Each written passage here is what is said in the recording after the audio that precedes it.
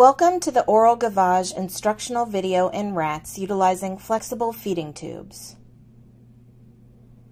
Presented by Instec Laboratories and Veterinary Bioscience Institute.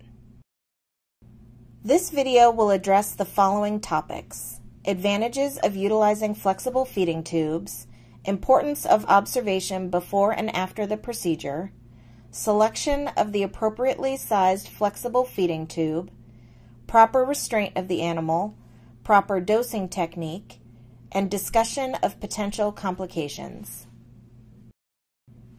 First, let's review the advantages.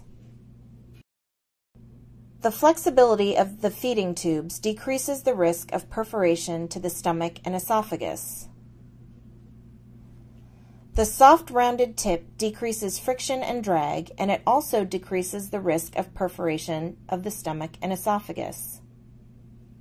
These feeding tubes are sterile and disposable, which means there is no added time or cost spent cleaning and sterilizing, and there is also not the possibility of cross-contamination or compound crossover. Because tubes are translucent, you can visualize the administration of the compounds. In addition to the elastomer tip, flexible feeding tubes are also available with a straight tip. These straight tips have a larger inner diameter to accommodate viscous compounds with the added ability to wipe the tip clean.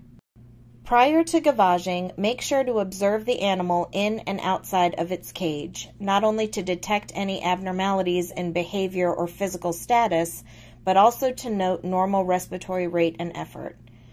The same observation should be made after gavaging to make sure there were no significant changes resulting from the procedure. It is important to select the correct size of feeding tube to ensure proper delivery of the compound as well as to avoid injury to the animal. Here are various sizes of rat feeding tubes. There are general size guidelines according to the weight of the rat. The FTP 15-78 is the most commonly used size for rats. Here we see veterinary technicians assessing the appropriate size feeding tube to use in this rat. The feeding tube should be the length of the mouth to the bottom of the sternum. If it is too short, contents could be aspirated, and if it is too long, the risk of perforation increases. Here is additional footage of the technician measuring for the appropriate sized feeding tube to provide you with a view from a different angle. The tube should be no longer than the length from the mouth to the bottom of the sternum.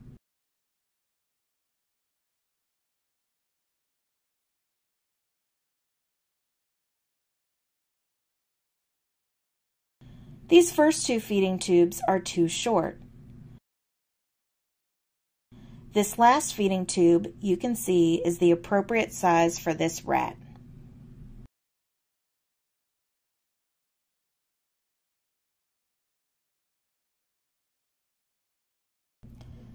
Now we will address restraint of the animal.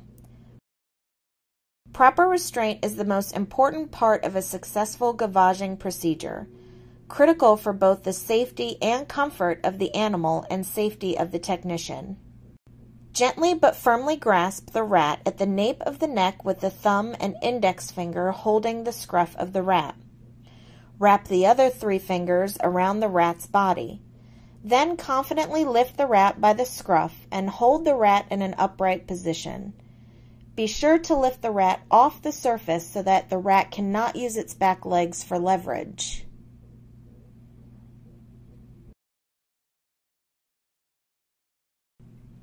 Here we can see an alternate restraint technique which does not hold the head back as much but can still work.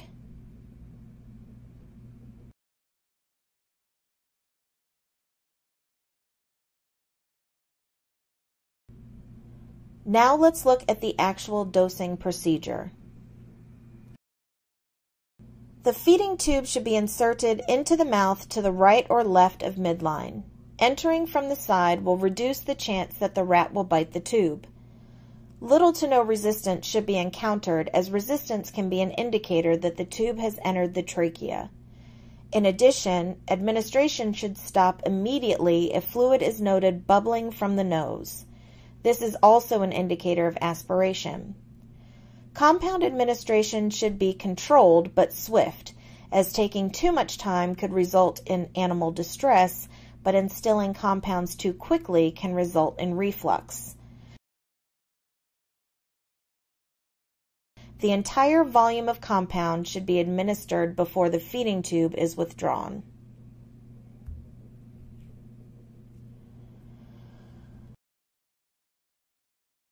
The rat should be observed after the procedure to make sure that the respiratory rate and effort is within normal limits.